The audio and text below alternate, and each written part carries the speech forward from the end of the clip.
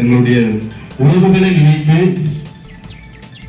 மே 18 இந்த வாரத்திலே நாங்கள் அவர்களை இணைத்து அந்த நாட்களிலே எங்களுக்கு எங்களுடைய முதல்களை நாங்கள் நினைவு கூறுகிறோம். அந்த வகையிலே என்று சமயம் பெற்று எங்களுடைய கிராமத்திலே நாங்கள் இதை செய்வதற்கு மகிழ்ச்சி அடைகின்றோம். தொடர்ந்து இதை வணக்கத்தோடு மாண்டு போன எல்லா உயிர்களுக்காகவும் நாங்கள் மன்றாடி இருக்கிறோம். நம்முடைய முன்னாள் அன்னார் ஆயர் ராயப்பு ஜோசப் ஆண்டகை உறுதி யுத்தத்திலே 1,40,000 தமிழர்கள் இனப்படுகொலை செய்யப்பட்டார்கள் என்று ஐநாவுக்கும் இலங்கை அரசுக்கும் அறிக்கை விட்டிருந்தார்.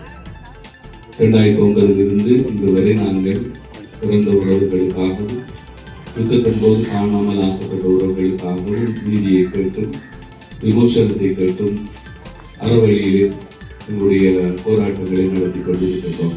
இந்த முள்ளிவாய்க்கால் கஞ்சி இனப்பல்லுடைய அடையாளமாக தமிழ் மக்கள் ஆகிய நாங்கள் இப்பொழுது தமிழ் தேசம் என்றும் புலம்பெயர்ந்த தேசம் என்றும் நினைவு கொடுக்கிறோம்.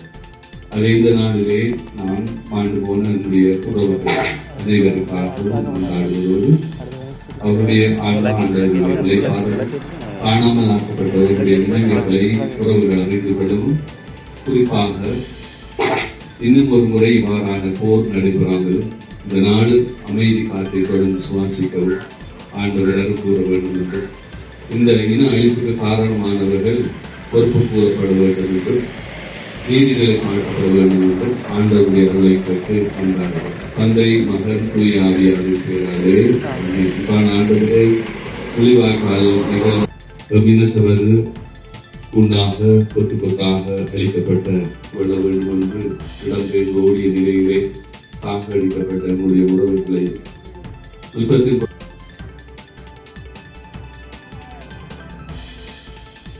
நகைச்சுவதை தொடர்ந்து அதுவும்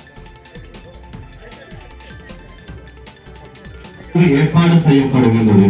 அந்த வகையிலே தொடர்ந்து 2வது தடவையாக எங்களுடைய கிராமத்திலே நாங்கள் இதை செய்து கொண்டிருக்கின்றோம். எங்களுடைய வரலாறுகள் கடந்து காலம் கடந்து எங்களுடைய சிறுவர்களுக்கு கடத்த வேண்டும் என்ற எண்ணப்பாடோடு இந்த